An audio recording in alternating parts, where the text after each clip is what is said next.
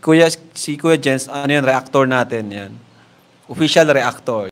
Hello mga kalingap! Welcome back sa ating YouTube channel, Kuya Jens. Kung bago ka lang sa aking YouTube channel, huwag niyo pong kalimutang mag-subscribe at click the bell button para like ka-updated sa mga bago-upload na video. At huwag po nating kalimutang suportahan ng Bundong Kalingap sa pangunguna ni Kuya Val Santos Matubang, Ate Ed Vlog at syempre Kalingap Prab.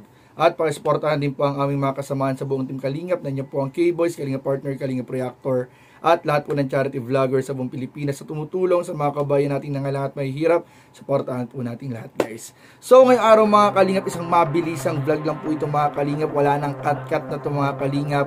Dahil kanina nga lang mga kalingap ay nag-live po si Kalingap Prab. Gamit po ang thumbnail na ito. Ayan mga kalingap. Gamit po ang thumbnail na yan mga kalingap.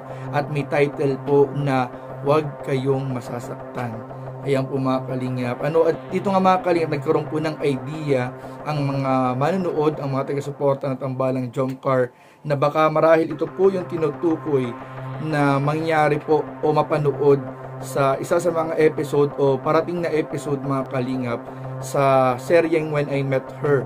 Yung sa love story po ni Kuya Val at Ate Edna. At ayun nga mga kalingap, sa kabila po nito mga kalingap, ang dami na pong nagsilabasang komento. Nakita po natin yung mga comment, may mga nag-message na rin po sa atin mga kalingap ng kanilang mga reaksyon. At kahit po kami mga kalingap na mismong mga kasamahan po sa K-Boys ay nagulat. Kaming mga reactor ni Kalingap Prab ay talagang nagulat po dito mga kalingap. Subalit mga kalingap, alam nyo ba, sa kabila po ng pangyayaring ito mga kalingap, ay bigla din naman po mga kalingap na ibsan yung kaba. Yung kaba mga kalingap, at gusto ko pong ibahagi sa inyo kung ano po yung nakita natin na nakaalis po ng kaba mga kalingap sa lahat po ng mga taga-suporta at nagmamahal sa Tambalang Jomcar. Dahil after po ng live po yun ni Kalingap Prab, makita po natin yung thumbnail, makita po natin yung title, ay agad naman po mga kalingap bumuelta ang ating Carla mga kalingap. Si Carla mga kalingap, ang agom ni Papa Joms, ay bumuelta agad ng post sa social media. At makikita po mga kalingap na ito po yung kanyang pinost. Ayan mga kalingap, nakalagay nga dyan mga kalingap, si Greg daw yun mga kalingap. Si Greg daw po yung nandun sa picture, sa serye lang po yun. Ang ibig niya sabihin ni Carl, sa serye lang yan. Pero ang kanyang agum ay andyan at kasama po niya. Andyan ang totoong Jomar, kasama po niya sa picture mga kalingap. So ibig sabihin mga kalingap, si Carla po ay hindi po nag-aalala sa mga maaaring mangyari sa serye.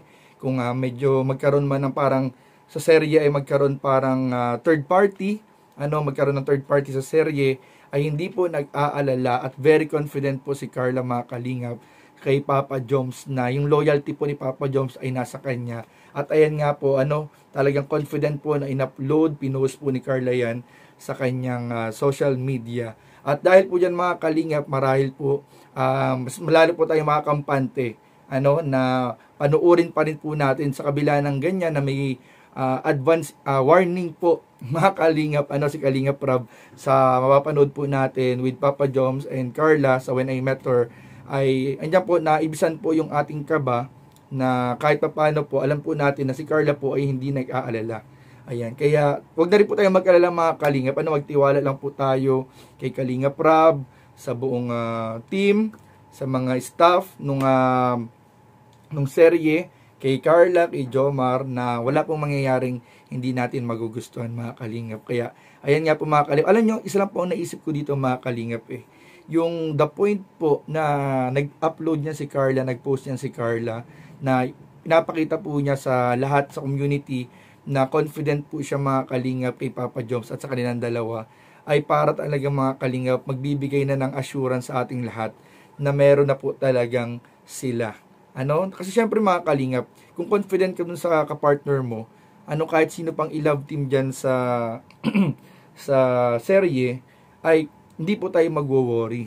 Ganyan po si Carla, sobrang confident po si Carla sa kanyang ka-love team na si Papa Joms, na kahit meron pong i-love team or parang third party dun sa serye, ay hindi po siya nag-aalala. Talagang makikita po natin yung professionalism mga kalingap kay Carla at kay Papa Joms. At ang nakakabilib niyan mga kalingap, at ang nakaka-excite, ano kaya ang mga mangyayari o ano kaya ang magiging reaction talaga ni Carla pag napanood na po natin yung episode na yun. Kaya sana po mga kalingap ay panoorin pa rin po natin sa mga taga-suporta ng Jomcar, panoorin po natin dahil ito po ay magdadagdag ng kulay, ng panlasa mga kalingap, magdadagdag ng excitement sa kung ano man ang meron si Jomar at si Carla sa tunay na buhay. Huwag po tayong mag-alala mga kalingap, tsaka malapit na rin po ang pagpunta ng dalawa sa Baguio City.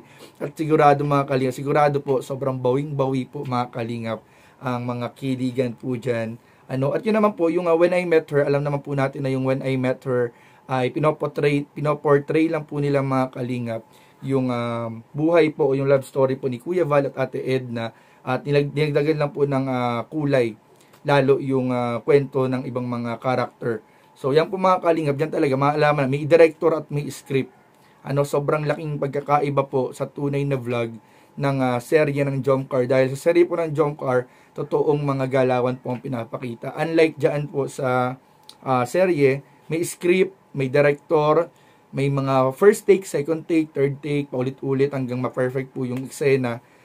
Sa Jomcar na eksena po ng mga episode, talagang raw mga kalingap. Kung ano po yung nararamdaman, kung ano po yung gustong sabihin, kung ano po yung gustong ipakita, yun po ang makikita sa Jomcar. Totoo po sa Jomcar mga kalingap. Kaya huwag na po tayong mag-alala. Huwag po tayong mag-alala mga kalingap. Although, nagulat ako dun sa thumbnail. Aminado ako kasi syempre alam niyo naman mga kalingap, very fan din tayo ng Jomcar. Nagulat ako sa thumbnail at ayun nga, medyo parang yung natanggap ko yung mga messages sa atin ng mga taga-suporta, ng mga nagmamahal, medyo parang naramdaman ko yung kanilang nararamdaman. Ayun mga kalingap, pero nung nakita ko na talaga yung upload ni Carla, ay nawala po yung kaba ko mga kalingap. Ito po yung upload yung ni Carla, nawala po yung kaba ko dyan. Talagang sabi ko, kung si kay Carla nga okay lang bakit ako re-react or makakaramdam ng hindi maganda. Kay Carla nga okay lang Ayan. Siguro magre-react ako kung nakita ko na apektado si Carla. Pero the point po na nakita ko hindi naman apektado si Carla at parang masaya pa siya. Masaya pa nga siya mga kalingap, na parang confident siya mga kalingap na ipakita sa ating lahat na ang totoong Jomar po, ang kanyang agum, ay kasama po niya talaga. Very confident po si Carla. Kaya sabi ko parang hindi nga nag-aalala si Carla, so hindi na rin ako mag-aalala. At magtitiwala na lang ako kay Kalinga Prab, kay Jomar, kay Carla, at sa buong production staff nung serye. So, ayun po mga kalingap, at sana po mga kalingap ay panoorin pa rin po natin, tangkilikin, tutukan, suportahan po natin ang bagong episode po na parating ng When I Met Her. At syempre po, magkita-kita po tayo sa Baguio City, sa palapit pong pagpunta dyan ng Team Kalingap. At maraming po tayo ipapakita ang behind the scene, mga kilig moments, mga human CCTV po natin sa tambalang Jomcar na siguradong papawi at babawi po sa ating lahat mga kalingap. Yan po ang totoo. Yan ang totoo mga kalingap. Yung makikita po natin sa Jomcar na mga BTS or mga human CCTV or sa episode po ng kanilang serye. Yan po ang mga totoong dapat nating tutuhan. So yun lang po mga kalingap, at maraming pong salamat sa inyong panunood. Please don't forget to like, comment, share, and subscribe sa ating mga video. Maraming po salamat. God bless. Bye-bye.